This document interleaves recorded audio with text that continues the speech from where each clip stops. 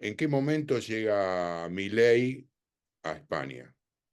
Yo creo que la perspectiva de que Milei podía ganar las elecciones en Argentina despertó un enorme interés por la figura que se terminaría de confirmar después de la segunda vuelta. A partir de ahí, Argentina se ha convertido en un objeto informativo y Milei en una figura admirada tanto por Vox, que eso podía ser más evidente, como también por el Partido Popular y en particular por la presidenta de la Comunidad de Madrid. Milei encarna un nuevo estilo desacomplejado de nueva, de nueva derecha no democrática. Digamos, alguien que normaliza y asume la mentira y la demagogia, que identifica el Estado con el comunismo, que asume la guerra cultural y el bulo como instrumentos legítimos y que desprecia abiertamente las instituciones de la propia democracia liberal. Es un estilo de las nuevas derechas que tiene un enorme poder irradiador, La presencia en un acto como el de mañana, ¿qué le brinda a Vox? más incluso que Meloni, que también va a estar. Lo que vamos a ver es un desfile de figuras de la ultraderecha mundial y ahí Milei se ha convertido en un actor que genera un enorme poder de atracción para sectores políticos que tienen muchas diferencias, pero que comparten un modus operandi que pasa por el uso y la normalización de la mentira en las redes sociales, por un discurso violento de ataque a las instituciones democráticas y absolutamente ultraliberal en lo económico, digamos, un discurso a favor de las clases propietarias y en contra de clase trabajadora y de los sectores sociales subalternos. En ese sentido, la presencia de Milei nos habla de una ultraderecha mundial muy bien organizada y con muy poquitos complejos a la hora de plantear el combate ideológico. Estuve recorriendo el Twitter de Abascal y en uno de ellos dice una persona, o ustedes hacen la de Milei o no va a quedar España que reventar. Bueno, o sea, son consignas. No tiene gran valor teórico. La derecha, ultraderecha española es muy diferente a lo que representa Milei. Vox es una escisión del Partido Popular, es un partido, digamos, de cuadros de Estado, un partido en el que hay policías, en el que hay militares, hay guardias civiles. No responde, digamos, a las características que podría tener Milei, pero claramente son aliados y digamos que ese influjo se va a hacer notar mucho. Abascal hoy está recorriendo un camino parecido, digamos, en cuanto a lo que fue la campaña electoral aquí de Milei, en cuanto al consignismo, hablar de que Pedro Sánchez está imponiendo más impuestos, generando la destrucción de la clase media, con un discurso que directamente parece calcado de lo que hace, digamos, Trump en Estados Unidos.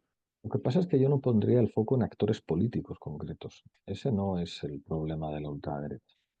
Por una parte, el discurso de Milei irradia en Vox, pero en el Partido Popular también. Hay figuras muy relevantes del Partido Popular, como la presidenta de la Comunidad de Madrid, que asume incluso con más eficacia que Vox el discurso de Milei. Ya planteó las elecciones en las que yo participé en la Comunidad de Madrid como una tensión entre comunismo y libertad. Pero ojo, la clave de los discursos de la ultraderecha está en los medios de comunicación.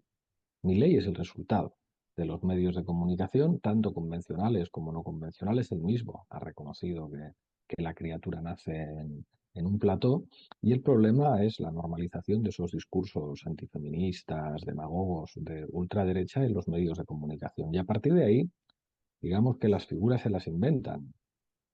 Milei podrá tener un futuro escaso, quizá en unos pocos meses, en unos pocos años, Milei no esté. Pero el problema es que esos discursos mediáticos del odio sí que están asentándose a través de una estructura corrupta de medios de comunicación que normalizan la mentira. Aquí en Argentina, bueno, las encuestas, estás al tanto, me imagino, a la orden del día, están diciendo que todavía se sostiene la esperanza, la ilusión, a pesar de las medidas económicas destructivas del aparato productivo. ¿Qué, con qué discurso, digamos, va la izquierda, va la democracia española a mostrar lo que está haciendo Milei en Argentina Yo para creo que poder de la alguna manera oponerse? izquierda tiene que asumir que el gran terreno de combate político es la ideología. Hubo recientemente una polémica en Chile cuando el jefe de bancada del Frente Amplio, Gonzalo Winter, dijo no se puede abandonar la lucha ideológica desde el gobierno y algunos sectores socialistas del gobierno le decían no, gobernar no es hacer ideología, gobernar es solucionar los problemas de la gente, mejorar la vida de la gente y Winter respondía desde el momento en que la derecha convence a la gente de que los impuestos son malos, ¿qué políticas públicas para mejorar la vida de la gente vas a poder implementar? La ideología es el terreno de combate político fundamental y es un terreno que se expresa en lo mediático y si la izquierda no asume que sin reequilibrar la correlación mediática de fuerzas no va a tener opciones de enfrentarse a la ultraderecha, pues el virus Milei podrá seguir desarrollándose en España y en otros países del mundo. Hacer política es asumir la lucha ideológica y cultural y eso se hace en el ámbito de los medios. Y en Europa, en este contexto, esta aparición en medio del desarrollo de una guerra, digamos, en el contexto de la ataque criminal del gobierno de Israel contra Palestina, ¿cómo se inserta este crecimiento de la derecha? Bueno, esa ultraderecha sionista, digamos que se tiene que combatir entendiendo lo que significa la causa palestina como movimiento político y ético de alcance mundial. Yo estoy muy contento con las movilizaciones estudiantiles porque es muy importante que jóvenes estudiantes de todo el mundo se politicen entendiendo lo que es la causa palestina, porque entender el conflicto palestino es entender lo que significa el apartheid, entender lo que significa el colonialismo, entender lo que significa la política exterior de los Estados Unidos, entender lo que significa el papel criminal de los medios de comunicación. Y frente a los crímenes de Israel, frente al genocidio de Israel que no pueden ocultar, yo creo que es muy importante que surja un movimiento que da algunos frutos. Había sospechas de que en España iba a hacer escala un barco que transportaba presuntamente material militar con destino final en Israel y después de mucha presión por parte de Podemos, por parte de la sociedad civil, el barco no se ha atrevido a atracar a pesar de que el gobierno negaba que esas armas fueran a Israel, decía que las armas iban a la República Checa, que es el segundo mayor exportador de armas a Israel. Creo que esa conciencia colectiva respecto a los crímenes de Israel es una gasolina muy importante para la construcción de la izquierda. Pero claro, eso implica asumir una batalla ideológica. ¿Qué es lo que va a contestar la ultraderecha? Que defender Palestina y criticar a Israel es antisemitismo. Y frente a eso, los nuevos fascistas sionistas toca eh, dar esa batalla ideológica para decir que no, para decir que combatir el fascismo y el colonialismo no es antisemitismo y que de hecho hay muchos judíos en todo el mundo que están manifestándose contra las políticas criminales de un Estado que no se define por ser judío. Es un Estado que se define por el crimen, por la limpieza étnica, por el genocidio de un Estado colonial que condena al apartheid a la población palestina y que pretende desplazarles y exterminarles para construir su Estado. Te llevo a un hecho reciente de pocas horas, está también el intento de asesinato contra el primer ministro eslovaco. Bueno, lo llamativo es lo que dice la prensa española, que nosotros lo hemos analizado. Vemos las imágenes y vemos a un hombre que dispara a un primer ministro varios tiros. Ningún medio de comunicación español ha utilizado la palabra atentado ni la palabra terrorismo.